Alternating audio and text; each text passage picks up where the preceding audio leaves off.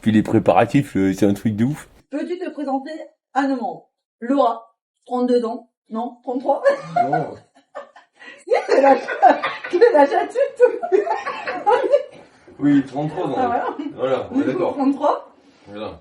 Si tu dans la vie, bah du coup je suis factrice. Moi du coup c'est Lucas, du coup non, bientôt 32, mois de mai. Platis, du Finistère. Depuis quand tu es motard? Quelle a été ta première moto? Motard depuis 2013, en phaseur de 2000. 2021 la moto, 600 bondis. Bandit de 2001. Voilà. Et Pistard aussi depuis 2021. Et Pistard moi depuis 2020. 21. Comment t'es venue l'idée de créer ta marque de vêtements moto? C'est venu quand j'ai créé le groupe moto aussi. Parce que du coup sur Facebook quand j'ai créé le groupe moto, et bah du coup derrière je me suis dit puisque le groupe il a bien grandi, tu vois. Parce que du coup d'ailleurs t'as été l'une des premières à acheter les vêtements du groupe. Voilà. D'ailleurs. Et du coup je me suis dit que non, du coup faire la marque et déposer la marque c'était juste histoire d'avoir une identité et quand les gens viennent sur le groupe, ils savent exactement où est-ce qu'ils tombent. Donc déconnade, rigolade, moto, apéro, piste, stunt, ce que vous voulez. Voilà. Raconte-nous ta meilleure anecdote en moto. Oh, il y en a trop.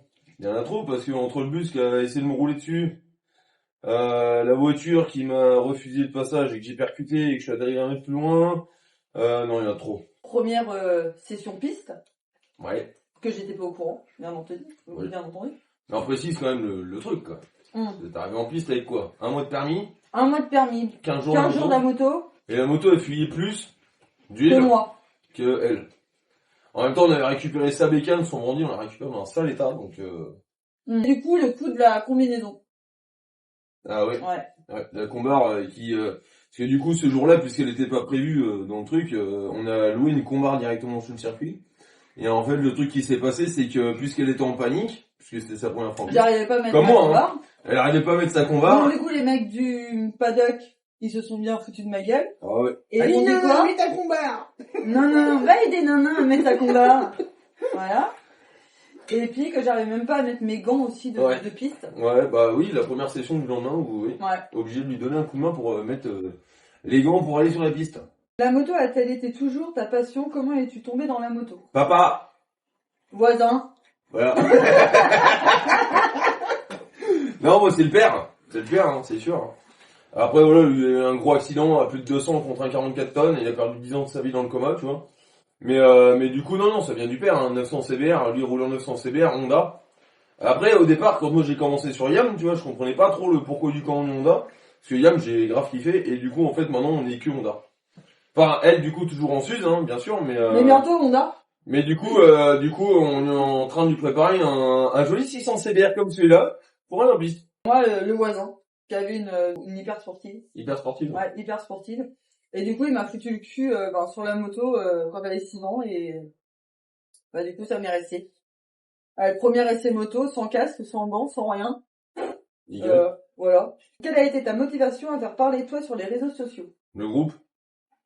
Oh, quoique, ouais, si, le groupe, le délire, moto, fringues, stickers, événements, voici, parce qu'on a quand même rencontré quand même Duke, on a rencontré les Ito, on a rencontré les Andrew, Ouais. on a rencontré quand même vachement, énormément, même Greg Black en piste, on a... Et puis après, de faire, de pouvoir aider on va dire, ou de pouvoir guider les nouveaux motards qui veulent rentrer dans le groupe, etc., et qui ne savent pas rouler en groupe. Bah oui, parce que du coup, il y a Yann, il y a un gars du groupe justement, du coup, qui s'occupe de faire ça pendant l'été, ou est-ce que du coup, il prend tous les nouveaux permis. Enfin, en petit groupe. Petit groupe, ils sont 5. Voilà, et on est 3-4 encadrants. Ouais, 3-4 encadrants, parce qu'après c'est pareil, tu vois, sur le groupe, par exemple, quand on fait des grandes balades ou des événements, on a la security team. Le plus rouge que vous voyez là, c'est plus la security team. Voilà. Et donc en gros, moi, j'avais prévu, on en a parlé avec les gars du groupe, que ça serait bien d'avoir des encadrants pour les événements, pour éviter les débordements, pour éviter les accidents. Et donc du coup, par exemple, il y a un gars du groupe, Yann, qui lui se retrouve à faire des week-ends avec les permis à deux, où est-ce qu'il leur apprend les gestes de base sur la route, comme la prise des trajectoires, ainsi de suite. Donc c'est pas pour ça qu'il prend parce qu'on va essayer de démentir tout de suite, il prend pas le taf d'un moniteur moto-école, pas du tout. Lui il donne son point de vue par rapport à des personnes qui viennent d'avoir le permis, c'est tout. Et puis, est-ce qu'on n'apprend pas non plus en auto-école le fait des différents signes de communication entre motards? Oui, par exemple, merde à droite, merde à gauche, dodane, et ainsi de suite. Parce que ça, on l'apprend pas. on nous apprend à rouler avec une moto, mais pas spécialement à rouler en groupe. Et en fait, c'est arrivé juste après, parce que du coup, Un oui, petit on avait fait une balade avec justement des permis avec un à deux. petit accident. Et avec un petit accident avec 2 motos épave quand même, avec Ouais. 2 mecs à l'hôpital. Et alors, ne croyez pas que c'est la vitesse. Non. C'est juste qu'il y a un mec qui était passé avant nous avec une remorque, qui a laissé une bûche de bois sur la route. Donc quand nous on est passé, nous qui avions l'expérience, et bah du coup on a signalé. Sauf que les 2 permis A derrière, ils ont pas eu le temps de voir le truc, et puis ça a tapé dans la bûche, et puis ça a fini juste quoi. Avec 2 motos épave au passage. Donc c'est pour ça que du coup après, il y a Yann qui a pris la décision de faire ça. Quoi. Quelle est ta plus belle rencontre motarde? Ah je dirais non, je déconne. C'est mal Non, je déconne. Non, la plus belle, Duke. Sans hésiter, je crois que c'est Duke. Il a pris du temps, il est passé 1 heure avec nous sous la toile de tente, Bon, sous moi, la du flotte. coup, Greg Black, parce que lui, il a pris du temps pour m'expliquer la piste. Parce que du coup, j'étais pas douée. Faut être franche. Ah, au départ, oui, c'est normal, de toute façon. En même temps, tu venais d'avoir le permis, et la première fois que tu voulais que ta Ouais, voiture. mais on va dire, c'est le premier à m'avoir pris sous son aile pour Ouais. m'expliquer les trajectoires. Et d'ailleurs, pour tous freiner, ceux qui savent pas qui etc. c'est Greg Black, vous allez sur YouTube et vous allez comprendre. Et du coup, voilà. Voilà. Merci à lui de pas m'avoir fait peur sur piste. Merci à Duke de m'avoir dit que Mamel Dustin c'était un tas de merde et qu'il roulera jamais avec. On te voit beaucoup donner des conseils pratiques. Quel serait le meilleur pour un jeune motard? Prudence. En conseil pratique. Ouais, je dirais évite de freiner du frein arrière trop fort. Tu vas t'en mettre une. Et puis surtout, crois en ta fourche avant. Quand tu freines, tu crois en ta fourche avant.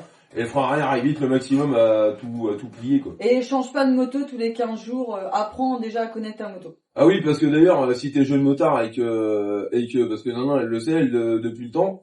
Moi, ça fait déjà plus de 10 ans que j'ai le permis. Par contre, je suis resté qu'en 600. Alors, elle, c'est que pour la piste, donc c'est différent. Sinon, ça fait 7 ans que je roule en Hornet et je roulais 3 ans en phaser. Les motos, je les garde longtemps pour les connaître vraiment. Sinon, ça sert à rien. Si tu changes de moto tous les 2 mois ou tous les 3 mois, il y a aucun intérêt. T'apprends pas à prendre de ta bécane et du coup, c'est là où est-ce que tu peux te faire piéger si tu changes de meule, quoi. As-tu un projet futur à dévoiler à nos membres? Là, pour l'instant, non. Par contre, si, les sorties pistes. Je pense qu'on va essayer d'en faire de plus en plus. Là, on est en train d'en faire 2 par an pour l'instant. Parce que c'est pareil, ça coûte un minimum.